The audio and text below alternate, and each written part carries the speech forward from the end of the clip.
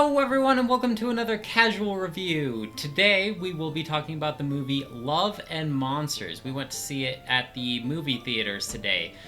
So the basic synopsis is, I'm not going to give any spoilers, but it's set in like this post-apocalyptic world. Basically all the cold-blooded animals on the whole Earth got mutated into these like giant monsters, and so humans have resorted to hiding underground in a bunker. It kind of gave me a lot of like Fallout vibes if you've ever played that video game series.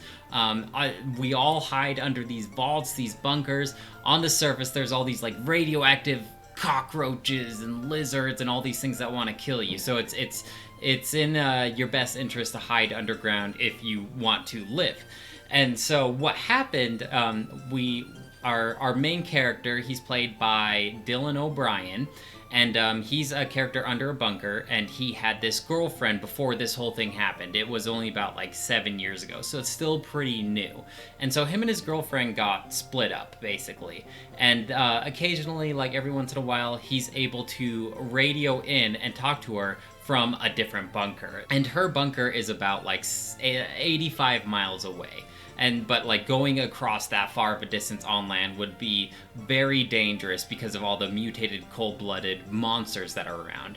And so over the past 7 years, he's kind of just been talking to her whenever he can. He loves her. He just wants to be with her so badly. He has no other family. And so what happens is eventually a couple events happen, and he decides that he's going to make that trek. He's going to go over to her bunker because he wants to be with her. He loves her. All he wants in this world is to be with her and have someone to love, because in his bunker everyone has a lover, really, and he's just all alone by himself. And so Dylan, I don't know his character's name, but the character played by Dylan O'Brien, he's kind of more considered like the wimpy type. He just freezes in place when something like really intenseful happens. And you know, all his bunker mates know it. They don't really tease him about it, but they do kind of acknowledge it. And so he's kind of thought as more of like the wimpy character. I got a lot of Zombieland vibes from this movie. So think of like the main character from Zombieland, kind of that same situation. He's not really like good with a gun or anything like that. So they're all just kind of like, no, don't go. You're gonna die. Like, you're not that great at fighting. Like, we love you here. He's like, no, I gotta go see my girlfriend. You know, I'm gonna make that trek. And they set it ahead of time that it's going to take about a week to make that journey. And he's just like, I'm just gonna do it. And so that's the basic premise. We have a goal now. He's got to get across. I believe it's set in California. He's got to go across this monster-infested place in California.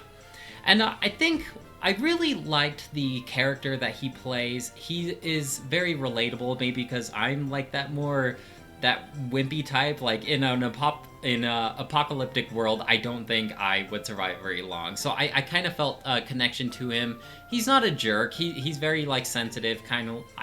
I don't know if I'd call myself sensitive or not, but he's just very relatable. And so immediately you want him to make the journey across. And I also like in this movie how, in a movie like Zombieland, basically he was the butt of the jokes the whole time. He was the punching bag. Like, whenever they needed to make a cheap joke, they just say like, oh, you suck at shooting, you're dumb. And then, but like, I guess he just kind of eventually brushes it off. In this one, he doesn't really come across a lot of people who are jerks and kind of make him the punching bag or anything like that. Like, they'll acknowledge it, like I said, but they don't really laugh at him a lot. You know, there's a very humanistic nature to it. And I think that's one thing that I like about the humor of the movie as well, is they really didn't go for the cheap laughs, like the just putting people down to give like a quick little joke or something like that. It felt very sincere. And there was a lot of love and sincerity between characters in this movie. He doesn't come across a lot of characters, but when he does, you know, they'll joke about him for a little bit, but then they'll just say like, hey man, that's really awesome, you're gonna do that, like you're actually really good at this, you know. And they're nice to him, if that makes sense. They don't just resort to the dumb punching bag jokes, if that makes any sense. I don't know, that kind of humor just tends to not be funny to me.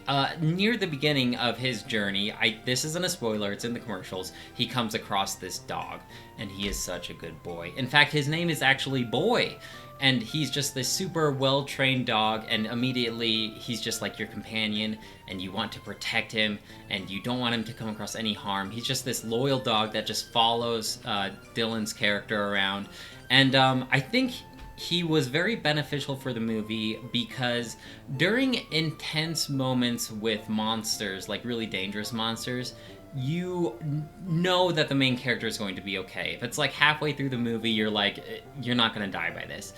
But, you know, I think dogs are more open season about that kind of stuff. Like, the dog could potentially get hurt or even die. And so that really ups the stakes of these encounters because, you know Dylan's character is going to be okay, but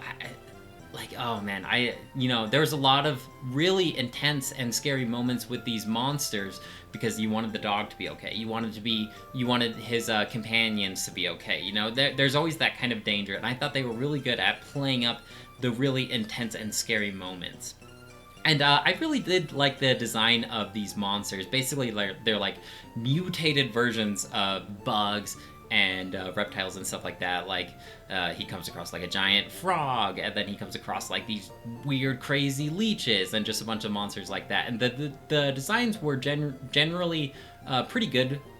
They never really felt fake to me. I thought the CGI was done actually pretty well. It definitely had like a lot going for it. I mentioned the intense scenes a second earlier, but there are some funny moments here too, and then these emotional moments where it's just like a beautiful scene, and they just allow you to breathe in between these really intense and scary moments to appreciate this post-apocalyptic world without getting chased down, and to sit in the quiet moments of a deserted world like this. The jokes aren't low stooping jokes or anything like that. Some of the stuff is pretty funny. I wouldn't say there's like a ton of humor into it, but the jokes that were there definitely landed. But that's not what this movie's trying to be necessarily. Like I said, just really good pacing.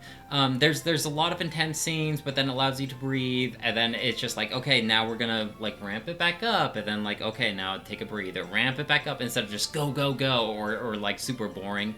It did, however, feel like there wasn't a climax planned for this movie. I kind of felt like they just thought, hey, we're just gonna write it as we go, and we'll think of like a really intense climax near the end. And it just kind of felt like they threw something together. Like there was no build up to it or anything like that. It just felt really inorganic to have this like last final battle kind of thing. It didn't really feel like it is natural. It didn't really feel like natural storytelling. So it just kind of felt cheesy. It kind of knocked the movie down a peg for me. But overall, it's just like the classic hero's journey, you know? We're in our safe little area, and then we have a quest, and we go out there into the unknown to grow as a character and to achieve what we wanted to achieve, and it just changes us. So it's just like the classic hero's journey. It doesn't really do anything too unique besides like the mutated reptiles, but you know, they're just monsters.